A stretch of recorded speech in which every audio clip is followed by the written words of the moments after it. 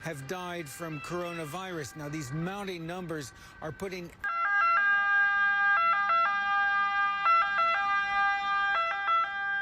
În urmă câteva zile, Italia a fost declarată sub carantină totală. Noul COVID-19 pare cea mai mare amenințare a omenirii în acest moment. Să ne temem sau nu? Haideți să aflăm împreună care este adevărata poveste cu el.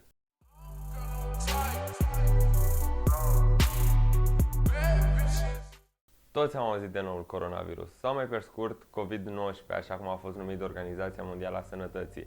Dacă acum două luni îl priveam ca o simplă gripă care se plimbă prin China, acum am aflat că nu este chiar așa. Deja a devenit una dintre cele mai grave amenințări ale omenirii și asta provoacă numai isterie. Până la urmă, noi suntem poporul care a golit rafturile tuturor magazinelor. În videoclipul ăsta o să prezint date din surse cât mai de încredere, fără tot felul de aberații și o să găsiți în descriere toate articolele de unde am găsit datele. Prima dată trebuie să înțelegem ce e cu virusul ăsta și de ce e așa periculos. Primele cazuri au fost notificate către Organizația Mondială a Sănătății pe data de 31 decembrie 2019, la doar 3 săptămâni după apariția primelor cazuri simptomatice pe 8 decembrie 2019. De aici numele de COVID-19, Coronavirus Disease 2019. Pentru majoritatea pacienților, COVID-19 începe la nivelul căilor lor respiratorii și se termină la nivelul plămânilor lor. La fel ca și gripa, coronavirusurile sunt boli respiratorii. Acestea se răspândesc de obicei când o persoană infectată tușește sau strănută, pulverizând picături care pot transmite virusul oricărui este în contact apropiat.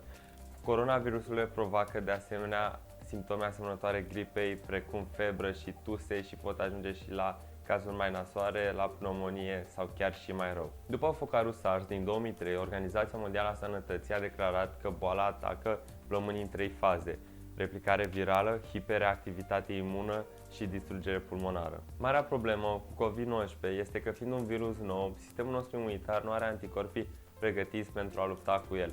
Acesta pătrunde în organismul nostru și începe să infecteze celule sănătoase, introducând codul lor genetic în ele și forțându-le să îl reproducă în copii ale virusului. Acesta este momentul în care sistemul nostru imunitar îi sesizează prezența și începe procesul de producție a anticorpilor necesari pentru a elimina COVID-19.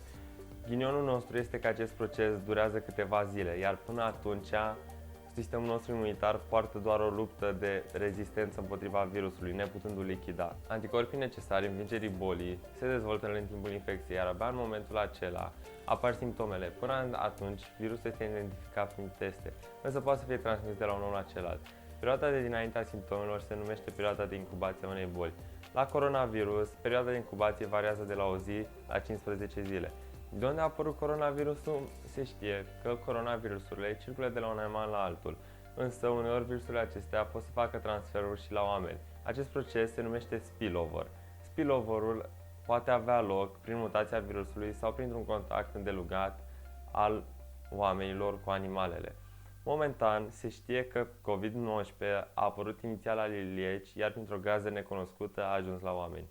De unde numele de coronavirus? Virusul are o formă sferică, iar pe margini prezintă niște spicule, niște țevi formați din proteine, ca un fel de păr, care văzute prin microscop dau aspectul de coroană solară. Ce putem face noi cel mai bine este să ne protejăm de virus. Știu că deja sunt prezentate peste tot măsurile de prevenție, dar este important să fie respectate, chiar dacă suntem infectați sau sănătoși.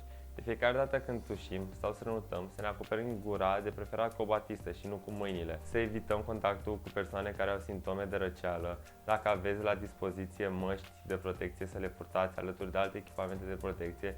Să nu uităm de spălatul pe mâini, care este cel mai important. Trebuie realizat de fiecare dată înainte de a avea contact cu fața sau cu mâncarea. Preferabil să o facem de fiecare dată când avem ocazia. Acum să revenim la întrebarea de la începutul videoclipului. Să ne temem sau nu să nu ne temem?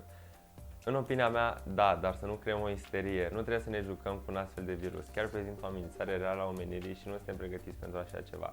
Trebuie să avem grijă de sănătatea noastră și a celor din jur și extrem de important să nu promovăm știrile false și să șiruim pe social media doar știri din surse sigure. Că tot a venit vorba de distribuit. Sper că v-am ajutat să înțelegeți mai bine cu ce ne confruntăm, să aveți un punct de vedere mult mai bine format despre situația actuală. Dacă sunteți de părere cu mine, vă puteți abona la canal, deoarece am pregătit alte câteva videoclipuri în care să prezint date ale situației.